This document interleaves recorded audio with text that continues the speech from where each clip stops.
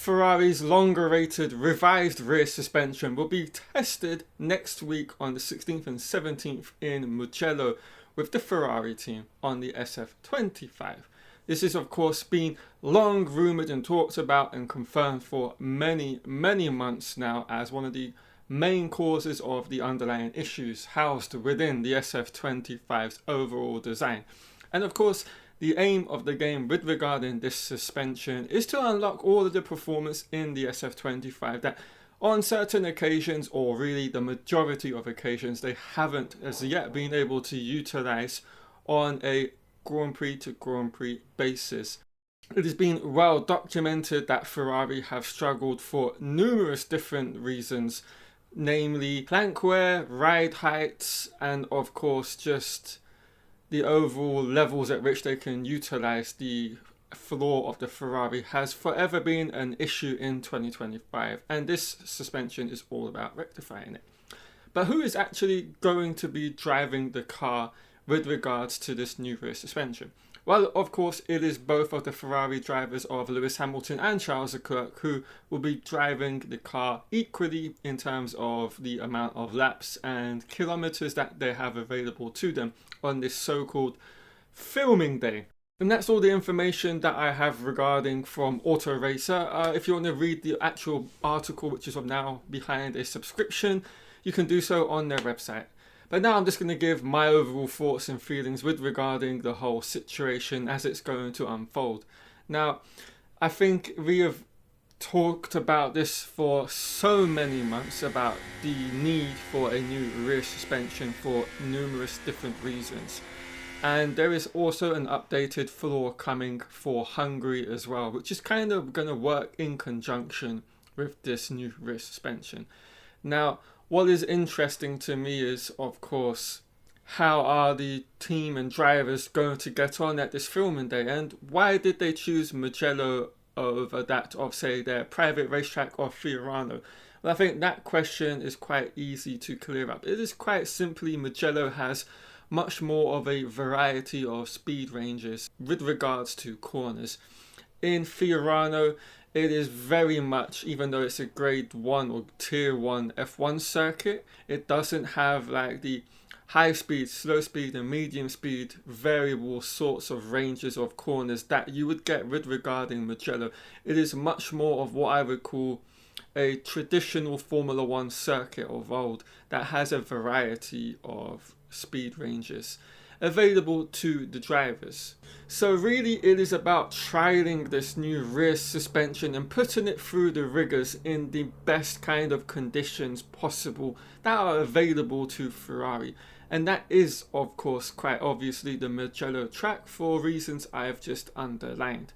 Now, as I said, it's going to be split equally between the two drivers. Who drives first, I really do not know, and it really doesn't matter as long as both drivers give positive feedback with regards to this update.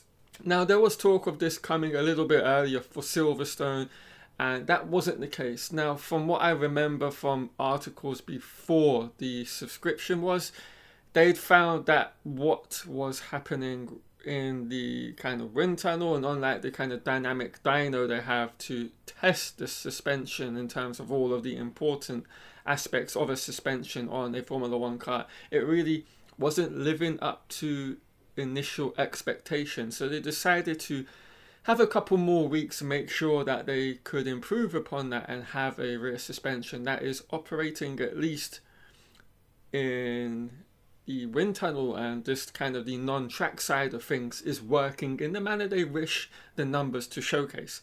Now that's the case, they can now put it, manufacture it, try it out on the SF25 across the one day. So it's going to be very much collating data, collecting data, doing back-to-backs, I'm sure, between the old and new suspension to see what the data is saying, whether the data has been accurate in getting what they want out of the new rear suspension.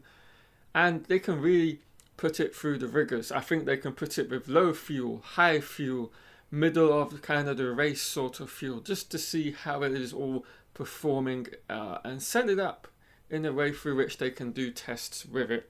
with all of the kind of inboard data gathering sensors across the car which you can put internally. These of course would add loads of weight on a Formula One Grand Prix weekend, but like in practice sessions and test sessions, you will have as many sensors on the car as you possibly can to make sure you can measure all of the important factors you need out of this suspension. Now, of course, if it is successful, it is going to be fantastic for them, particularly with the next race being in Spa, a track Ferrari are quite excited to go to and expect to be super competitive. Kind of like how we saw them in qualifying before that final kind of 2 Q3 runs we saw. They were right on the pace, and Ferrari expect to be in the same ballpark, if not better, with this updated rear suspension when we go there in 3 weeks' time, essentially. And I think, personally, for their sake and Formula One in general this season, I think it's really important this upgrade works. It unlocks the performance for them, and Ferrari can finally attack a weekend in the manner they truly want to, where they're not having to make these drastic compromises with the package through setup and ride heights and suspension softness or stiffness with the track. And Spa being quite predominantly a high-speed circuit, you can really tailor your setup around high speed. There is not many medium speed corners, not many slow speed corners. You only have slow speed corners at around 3 corners really for the entirety of the Spa-Francorchamps track. The majority, as I said, are high speed, which is very much a strength of the Ferrari car before this upgrade even turns up. So even if this upgrade kind of fails and it doesn't give the feedback they want, even if they have to use the suspension they currently have before this upgraded one is ready for Spa, because that could be a possibility if it's not ready, they still should be able to attack the weekend and be very competitive like they were in Silverstone in the wet and dry conditions. But I think if it's changeable conditions, it'll be a little bit more difficult. If it's a dry weekend, which I think maybe Ferrari would really love, if that was the optimum kind of conditions that were found there, that would suit them a lot more, as they would have a whole weekend of pure dry weather running data to go through. And of course, this is a game that is forever evolving. What you learn from one weekend, you can take into the next weekend and fine-tune the setups and all of the variables within that kind of working window as a result of that, because of course you're learning. It's the first time out on track, in anger, in qualifying, in race situations. You may find something in the data after you've done the qualifying and races which you want to take into the following weekend. And then of course you have the upgraded floor for Hungary. Then you've got to recalibrate, recorrelate all of the kind of setup work with regards to these two things as they kind of mash together. And so it's forever a learning period for Ferrari. But I think if things go as planned, as they hope and expect, the new suspension should be successful and it should be on the car ready for Spa and for them to attack that weekend. Right everyone, I'm going to wrap this video up. Hope you've all enjoyed it. If you have, leave a like on the video down below. And if you're new here on F1 Unraveled, subscribe to the channel for all future Formula One content across this summer shutdown. I have loads of videos. Right, I'll see you later.